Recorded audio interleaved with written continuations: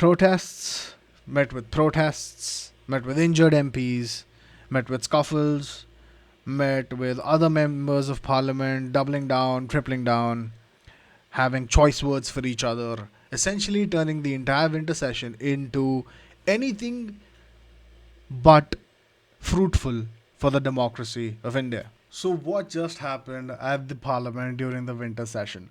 Something downright outrageous. Others might highlight it as something ridiculous.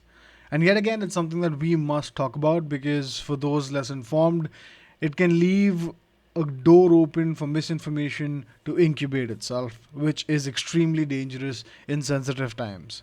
Now, the entire situation stems from a speech given during the Constitution Day by the Home Minister of India, Amit Shah.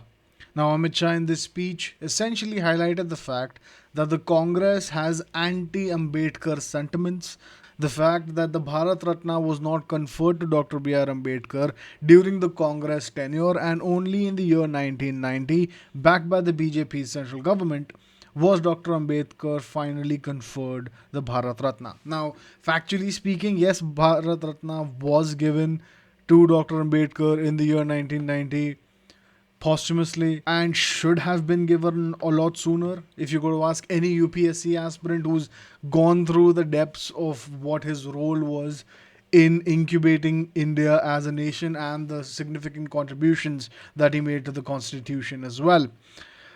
But this stemmed an entire outrage from both sides. Now, the Congress emphatically refuted this claim, and it got to the point wherein things got heated very, very quickly. The entire timeline, however, is something that comes to us credits of the Times of India.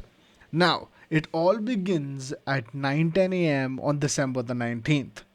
Congress submits an adjournment notice and demands that Amit Shah apologizes and resigns over his remarks that he provided during the Constitution Day speech. Of course, this doesn't really go down the way the Congress wants, which was pretty obvious. Amit Shah was by no means going to be resigning, but it turns into politics all over again and disrupts the regular functioning of the winter session. Congress MP Manikam Tagore submitted an adjournment motion notice in the Lok Sabha and outright demanded that, hey, the Home Minister should apologize and should resign with immediate effect. Backing the Home Minister was, of course, the ruling party, along with the Prime Minister, and all of these claims of a so called apology that is demanded were sidelined. This sparked outrage. All of the India bloc decided that this was the right time to go all out and stage protests against the ruling coalition and make their voices heard about how they were enraged with comments made about the Congress.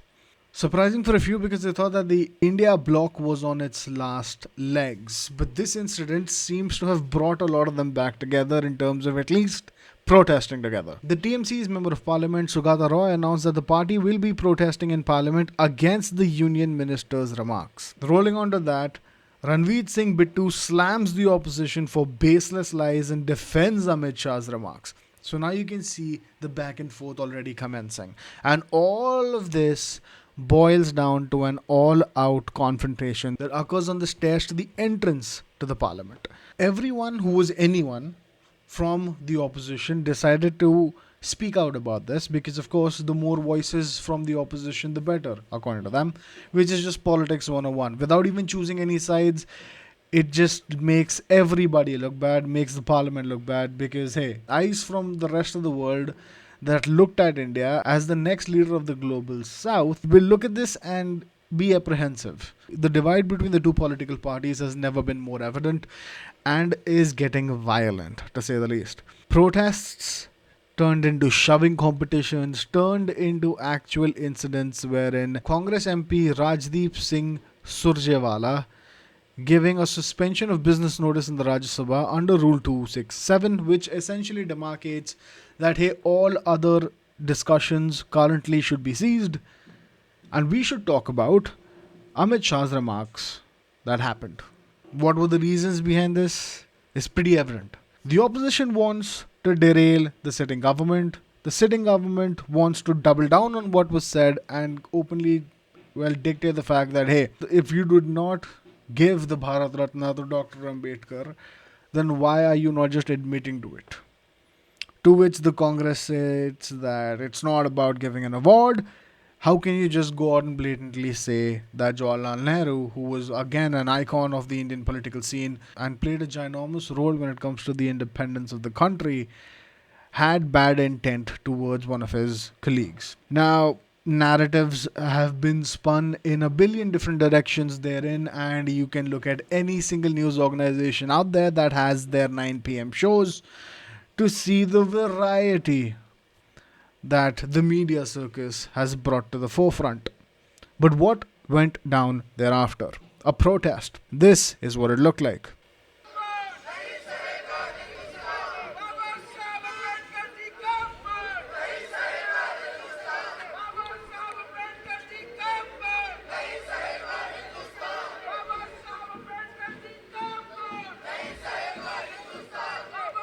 Now, this was essentially the BJP, the single largest party in the coalition, I should say, staging a protest on the steps of the parliament. Now, this is essentially where a scuffle began, wherein the Congress members of parliament were being, well, stopped from going in, according to their own statements.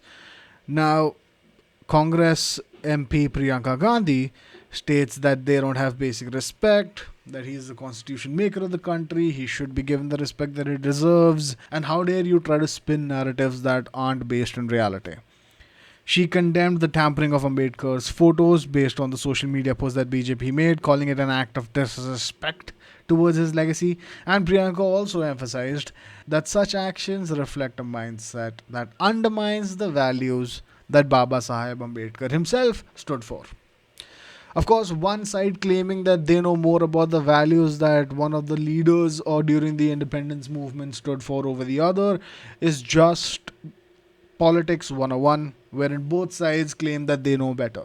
Now, arguments from political academia also resonates with the exact same sentiment that during the time wherein Ambedkar was a driving force behind positive change in India and molding the constitution that we so dearly hold today, he was not given the respect that he deserved. And the fact that he was conferred with the Bharat Ratna in the year 1990 as opposed to any sooner does in a way show that, hey, maybe it could have been done earlier. The reasons for why it wasn't done earlier, fine, you can spin that 10 different ways south. But the fact of the matter is that it was during the central backed government of the BJP. How logical is that in today's relevance, and does that make any sense for parliament to be disrupted to the point wherein members of parliaments have now landed up in the ICU and some now have police complaints against them? Prior to the scuffle breaking out, we heard from a bunch of MPs demanding that Amit Shah should resign, as I mentioned earlier. Nothing new, just the bandwagon keeps getting bigger. One side says that he must resign, the other side states that he said nothing wrong, there will be no resignation. More political parties of the India bloc seem to hop on, TMC first, the AAP thereafter. And finally, it went to the point wherein an all-out scuffle breaks out. Now, the Congress staged a counter-protest. Now, we have the BJP's protest on one side, and now the Congress is protesting on the other side.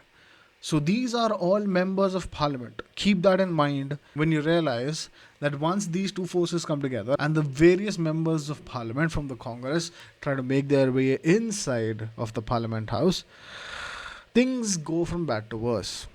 But the protests look something like this.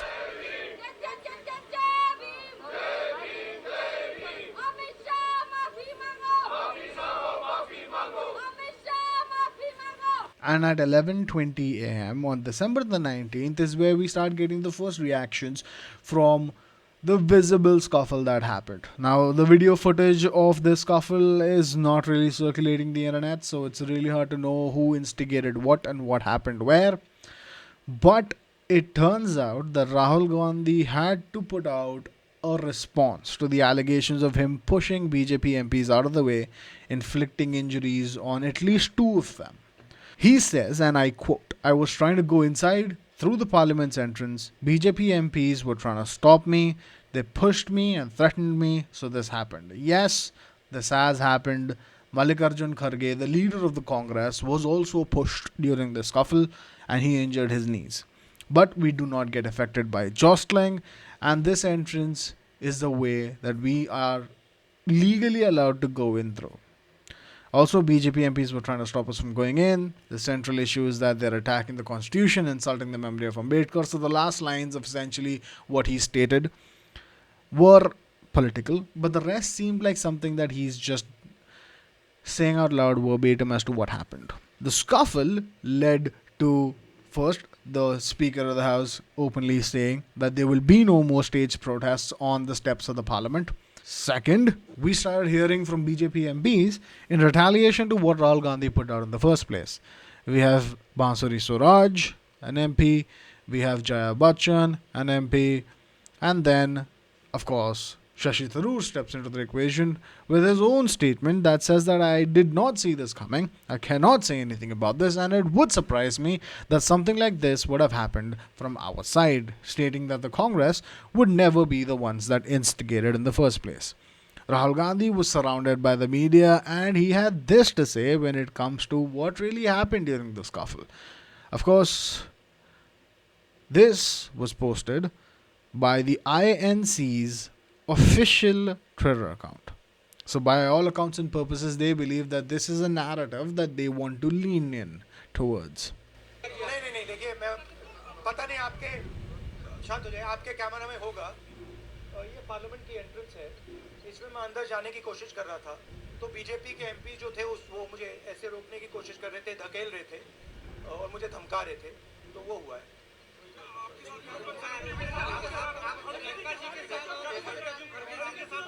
नहीं देखिए हाँ हाँ किया है मगर ठीक है कोई मतलब धक्का मुक्की से हमें कुछ होता नहीं है मगर ये एंट्रेंस है पार्लियामेंट हाउस की और हमारा अधिकार है अंदर जाने का और बीजेपी के जो मेंबर्स हैं वो हमें अंदर जाने से रोक रहे थे.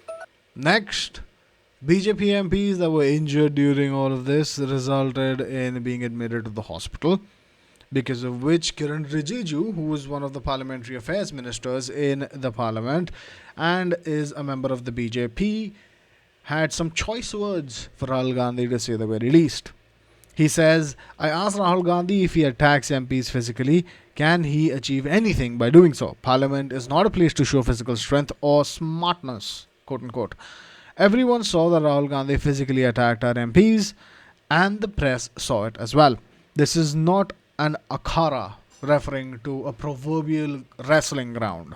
It was always the India Bloc's MPs who protested on the main entrance, and only today did the NDA's MPs protest in the very same places, referring to the fact that the BJP is not the only party that has occupied the stairs of the parliament to stage protests, and that the Congress has done it on various occasions as well. Does that make the steps of the parliament a good place to stage protests? Absolutely not. Does it send a wider narrative across the entire country for the media that's actually covering it? Absolutely, because it makes it look quite more grandiose. What happened next? Well, Pratap Chandra Sarangi on Thursday alleged that he was injured after Congress leader Rahul Gandhi pushed him amid an ongoing protest, of course. Now, this scuffle happened when we saw the video of the Congress people protesting, the BJP people protesting, and then the Congress MPs decided to go in. The BJP decided to still protest. A clash ensues wherein people are being shoved. No fists are being thrown, hopefully, with no future evidence comes out about people throwing fists. But yeah, there was a lot of shoving, and that shoving resulted in people that are on the elder side of the equation when it comes to members of parliament. We rarely have people that are super young. At least 50 and above is the ballpark number for most members of parliament today, being pushed, tossed, turned, falling on each other, some hurting their knees, others getting severely hurt with stitches and being admitted in hospitals even. Mallikarjun Kharge, after the incident, who is the leader of the Congress, stated that he has written to the Lok Sabha Speaker arguing an inquiry should be put in place on the incident that happened at the steps, which is an assault on not just him but also the leaders of the opposition. Narratives from the BJP started pooling in, wherein senior BJP leaders who decided that hey, we should go and check up on those members of parliament from our party that were injured. Specifically, Pratap Sarangi and Mukesh Rajput. This was the course of events that happened so far. Now, more pictures seem to have surfaced when it comes to what the Congress was doing. Now, the Congress decided to double down on their own end and said that the country will never forget and not tolerate any and all derogatory remarks against Baba Saheb Ambedkar, irrespective of who makes them, including the Home Minister. Protests, met with injured MPs, met with scuffles, met with other members of parliament doubling down, tripling down, having choice words for each other, essentially turning the entire winter session into anything but fruitful for the democracy of India. It all boils down to more narratives being spun.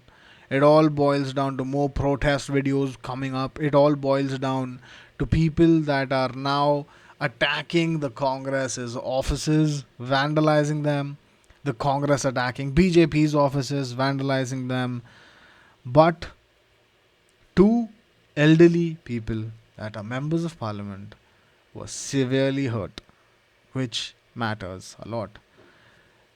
Now, scuffles and having choice words for each other and differences in opinion and politics can turn ugly very quickly.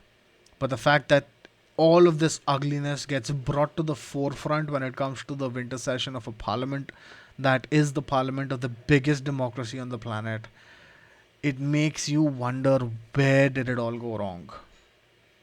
What happens next is going to be legal consequences, because everything when it comes to the India bloc seems to have united together to defend whatever the Congress did in parliament. Whereas the BJP has gone a step further and filed legal complaints against Rahul Gandhi himself, which was met by Congress filing their own legal complaints, and the police got involved with FIRs being launched. What happens next is not going to be any better. We are going to have more time being wasted. We're going to have almost nothing being done in parliament because everyone is going to want conclusions to the inquiries. And the fact that two opposing parties, both of which have clearly stated that they want what is best for this country, met with such exceptional clashes on the very grounds where they're supposed to incubate positive change for the future, it just rubs everybody who's aware the wrong way. Whatever happens next, I believe that whoever is involved for the injuries should be brought to justice. There should be action taken, there should be suspensions in place. But I hope the members of parliament that were injured make a very quick recovery. But when it comes to the functioning of the parliament, I hope that we can get back to positive changes being made that can benefit the entirety of the nation. There are important subject matters that need to be brought in for discussion, including the east of India, which has been sidelined for a little too long. That is what I have for you this far when it comes to whatever has happened so far. Of course, I'm not going to go down into videos of BJP workers trying to vandalize Congress offices and whatnot. All of that exists on this precise timeline that you see here. I will be linking this entire timeline in the description below. If you want to take a look at it, or if you want more updates, you can just click here, and I'm sure that the Times of India will constantly be updating this entire chain of events. I hope this video gives you all the insights that you need, and you don't rely on narrative building and, well, sensationalism from the regular media of this country. Stay aware. That's half the battle. And I'll see you guys soon. This has been your morning cup.